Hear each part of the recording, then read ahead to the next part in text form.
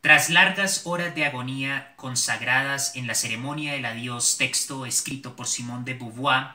la noche del 15 de abril de 1980 moría el filósofo y escritor Jean-Paul Sartre en un hospital en París. Se puede decir que con su muerte culmina una etapa definitiva del siglo XX. ¿Cómo fue que el pensamiento de Sartre consiguió trascender la filosofía y la literatura para convertirse en la vanguardia para la defensa de la libertad durante la ocupación nazi de Francia,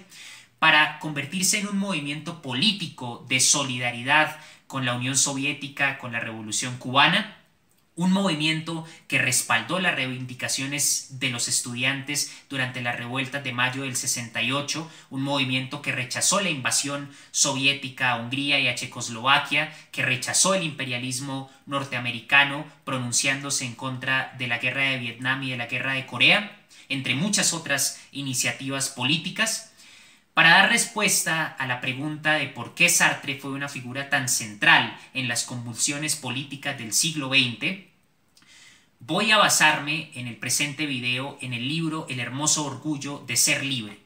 acudiendo asimismo a obras del propio Sartre en el plano de la filosofía como El ser y la nada, La crítica de la razón dialéctica, Comunistas y la paz, Verdad y existencia, entre otros. Asimismo, acudiendo a textos de Sartre en la literatura, como La náusea, A puerta cerrada, Las moscas, para explicar algunas de las categorías ontológicas y tesis filosóficas del existencialismo de Sartre, detallando finalmente su aproximación al marxismo y sus aportes a la praxis de los partidos comunistas que siguen siendo vigentes hoy en día. Voy a comenzar enumerando tres acontecimientos que tuvieron una influencia definitiva en la configuración del pensamiento de Sartre. El primero hace referencia a un episodio de la infancia, cómico o trágico, depende de cómo se mire, en el que Sartre descubre su yo en circunstancias bastante particulares.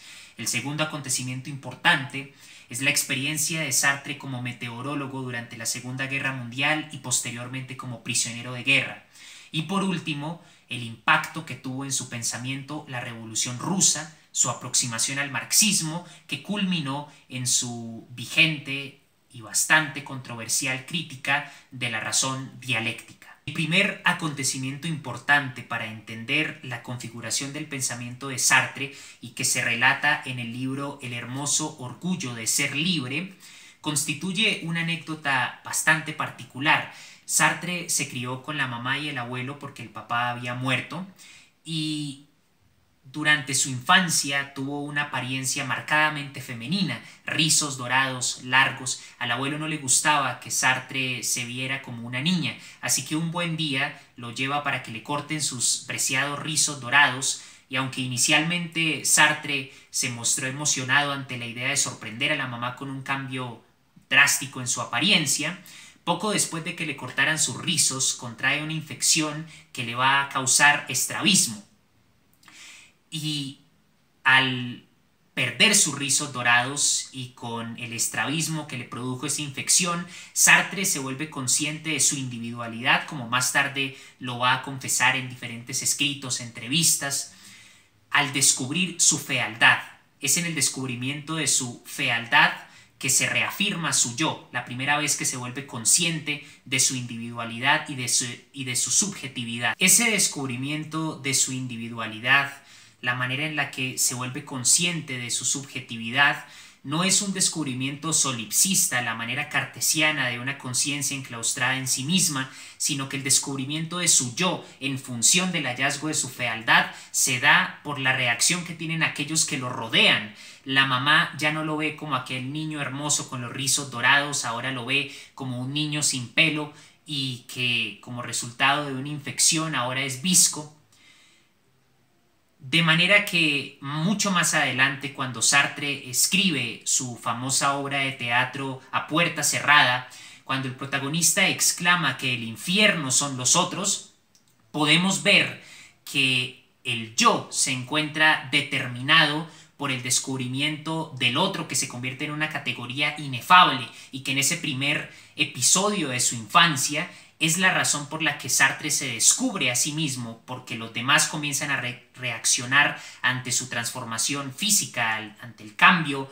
horripilante en su apariencia. Ya no es el niño que todos admiran por su belleza, ahora retroceden ante él porque ha cambiado drásticamente, y eso es lo que permite a Sartre descubrir su subjetividad. Ese es el primer acontecimiento importante. El segundo tiene que ver con su experiencia en la Segunda Guerra Mundial. Sartre va a estudiar a la École de París, en donde conoce a Simone de Beauvoir, en donde estudian intelectuales que más adelante van a impactar el escenario de las ideas francés, entre los cuales se encuentra Hippolyte, que escribió la génesis de la fenomenología de Hegel, Simone de Beauvoir, que va a ser compañera de toda la vida de Sartre y una gran filósofa, entre muchos otros.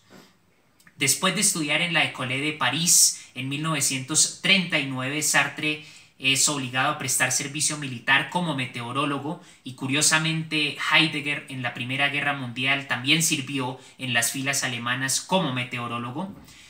Y en 1940, en junio, Sartre es capturado por los alemanes y más tarde sería liberado en 1941. Esa experiencia de ser prisionero de guerra le permite escribir sobre la libertad y se va a ver plasmada en obras como La náusea y como Los caminos de la libertad. Asimismo, le va a dar el tiempo y las condiciones de reflexión para escribir su primer gran tratado filosófico, El ser y la nada. Las tres grandes influencias filosóficas de Sartre a la hora de escribir El ser y la nada son Descartes, Husserl y Heidegger. Para entender los planteamientos ontológicos, existenciales y las consecuencias morales y éticas de la filosofía que presenta Sartre en El ser y la nada, primero es necesario reflexionar sobre algunas de las tesis fundamentales del cartesianismo, de la fenomenología y de la ontología heideggeriana. Descartes, buscando que la filosofía se asemeje a la metodología de la geometría, es decir, que se tenga un axioma, una verdad autoevidente e indubitable, de la cual se derivan todas las demás inferencias o teoremas,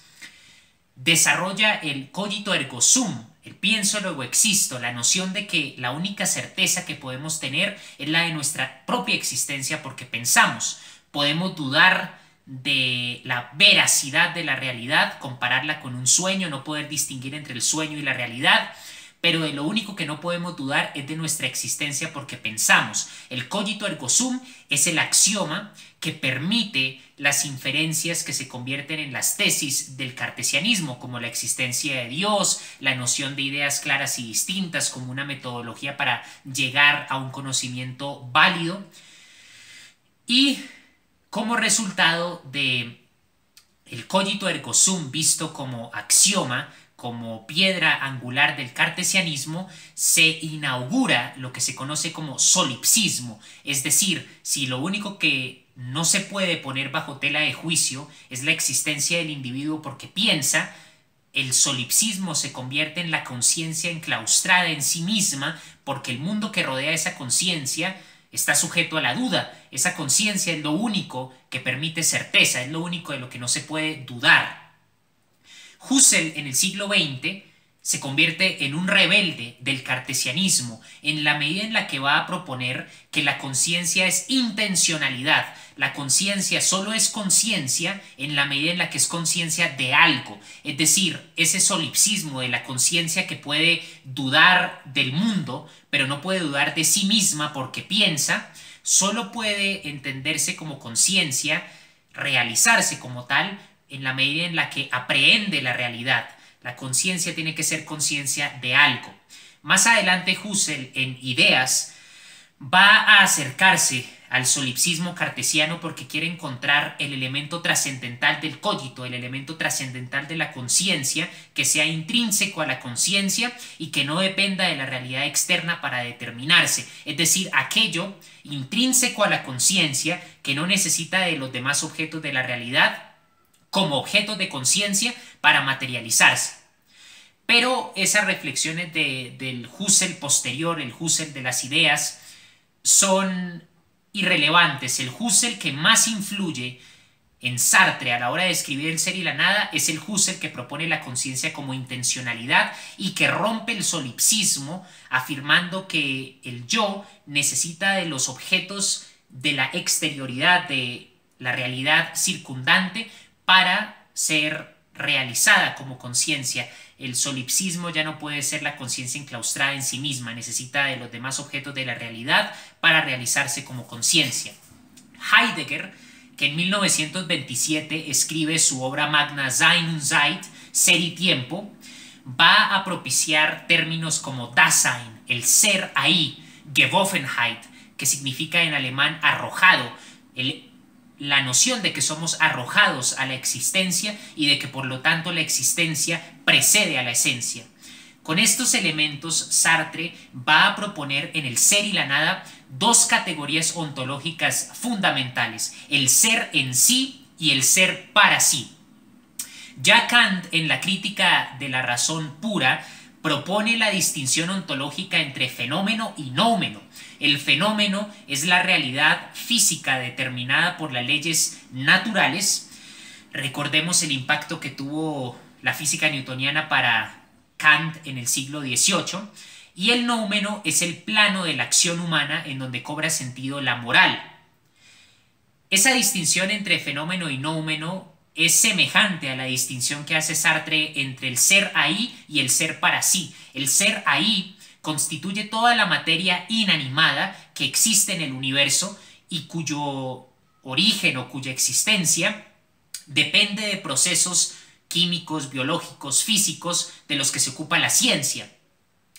El ser para sí es el ser humano, porque el ser humano es la única cosa cuya esencia es posterior a la existencia. El ser humano inventa su esencia, su subjetividad, en la medida en la que su conciencia se materializa como tal, aprehendiendo los objetos de la realidad. La conciencia es intencionalidad, dice Husserl.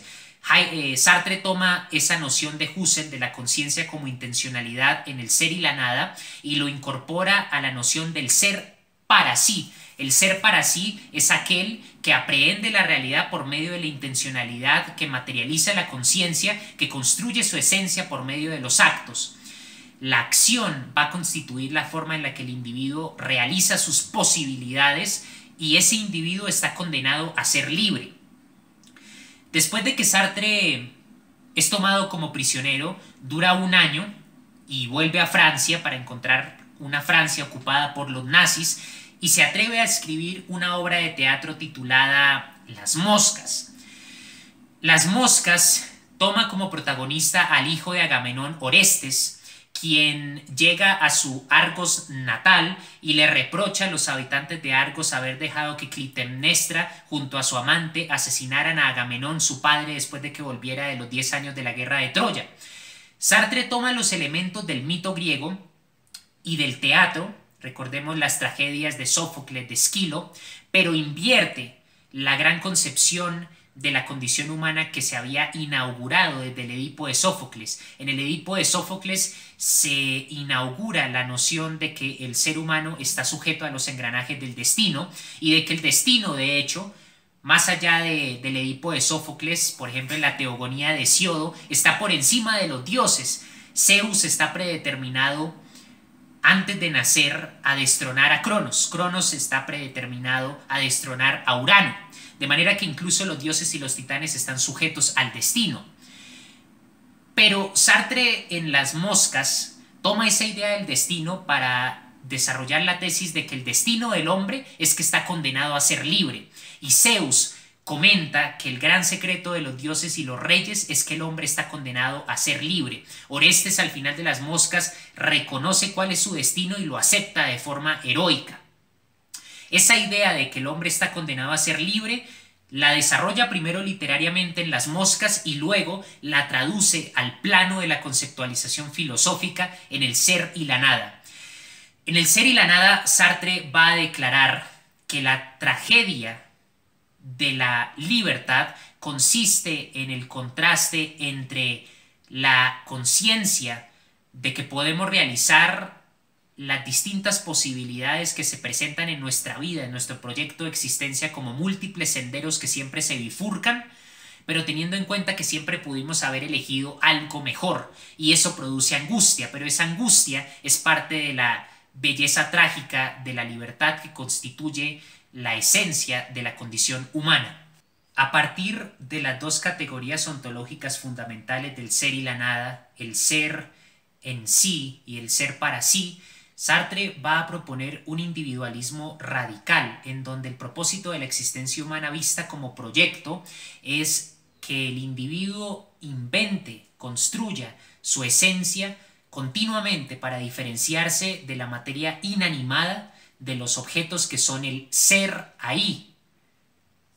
De manera que el conflicto que surge en el plano de las consecuencias éticas y morales de los planteamientos de Sartre en El ser y la nada es que ese individualismo radical no deja acción para una ética que reconozca al otro, que permita la solidaridad y el contacto entre estos individuos radicalmente ensimismados en sí mismos que buscan realizar su esencia, concretar las posibilidades de su libertad. El otro se presenta frente a esta primera filosofía de Sartre como una categoría que puede obstaculizar la realización de la libertad del individuo. Es un solipsismo hostil hacia la empatía y solidaridad con los otros seres humanos. En La náusea, que es quizás la obra más famosa de Sartre, cuyas obras literarias le merecieron en 1964 el Premio Nobel de Literatura que rechazó, el protagonista permite al lector presenciar lo que se podría describir como el colapso fenomenológico del mundo. Es decir, el protagonista está tan ensimismado en su propia conciencia que empieza a sentir la existencia como una experiencia nauseabunda. Y hay una parte de La náusea memorable en donde el protagonista se encuentra frente a un castaño y al no poder ver la raíz del árbol, experimenta la penetración de la existencia por medio de los oídos, de la boca. La conciencia lo está abrumando, lo está asfixiando. Esas mismas ideas que trabajó filosóficamente en El ser y la nada adquieren una nueva dimensión literaria en La náusea. Pero al mismo tiempo, curiosamente, pese a lo que estipula su individualismo radical y a lo que parece transmitir La náusea o incluso la obra de teatro A puerta cerrada, en donde el protagonista declara que el infierno son los otros, en su práctica personal Sartre comienza a acercarse al marxismo y adquiere una conciencia de lo importante que es la acción política y social. Sartre se va a preocupar por articular el existencialismo con el marxismo, pero no en un sentido teórico, no en un sentido de expandir el horizonte del materialismo histórico o de transformar las categorías que presentó Marx en El Capital, sino en un sentido práctico. De manera que Sartre se une al Partido Comunista Francés, pero eventualmente sale de ese partido porque primero Sartre propone que la lucha del proletariado debe ser regulada por el partido, de manera que asume la posición en el debate entre Lenin y Rosa Luxemburgo de Lenin, pero después va a haber la importancia de considerar al proletariado no como una masa que debe ser regida únicamente por el partido, sino como una clase constituida por individuos. Y esa necesidad de incorporar la reflexión sobre la libertad absoluta que propuso en El ser y la nada, que elabora en sus obras literarias, va a traducirse en su empresa intelectual monumental, por cierto, que va a justificar la escritura de su segundo gran tratado filosófico titulado Crítica de la razón dialéctica. Es indudable que la dialéctica, como la entiende Hegel, es decir, conservar los elementos antitéticos de un sistema que en el movimiento de la historia se transforma por medio de la confrontación entre tesis y antítesis que produce una síntesis, permea el materialismo histórico, de manera que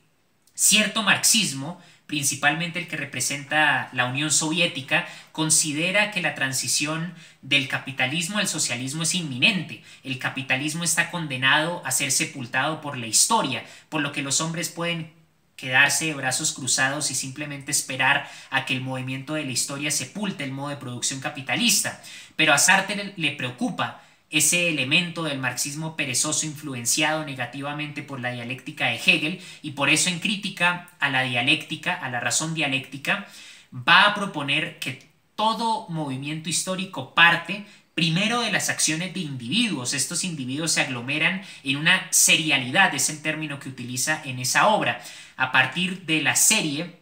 con la que se enumeran los productos que se producen en una fábrica. Esta serialidad de individuos aglomerados que al principio están enclaustrados en sí mismos, que sufren de un solipsismo que les impide siquiera acceder al otro como una categoría inefable, eventualmente se dan cuenta que tienen intereses comunes y que las agrupaciones constituyen las mejores formas para concretar las posibilidades de su libertad. Estas serialidades se agrupan y la clase dominante necesita que no surjan nuevas agrupaciones de serialidades para mantener su poder. Estas son algunas de las categorías de la crítica de la razón dialéctica, pero en síntesis lo que propone Sartre en esta obra es que ese elemento del marxismo perezoso que ve el fin del capitalismo como algo inminente en el movimiento de la historia debe ser reemplazado por la conciencia de la importancia de la actividad del individuo que, reconociendo la injusticia del modo de producción capitalista desde su subjetividad primero, opta por actuar, opta por llevar esa conciencia de injusticia al plano de la práctica. De manera que Sartre rápidamente rompe con la línea del marxismo estalinista de la Unión Soviética, y en el fantasma de Stalin va a criticar ferozmente el imperialismo de la Unión Soviética reflejado en la invasión de Hungría y de Checoslovaquia, y va a trabajar en favor de un marxismo que reconozca la importancia de la libertad del individuo como punto de partida de todo cambio histórico. Todo proyecto histórico debe respetar la libertad como horizonte absoluto en el que se desarrolla la condición humana.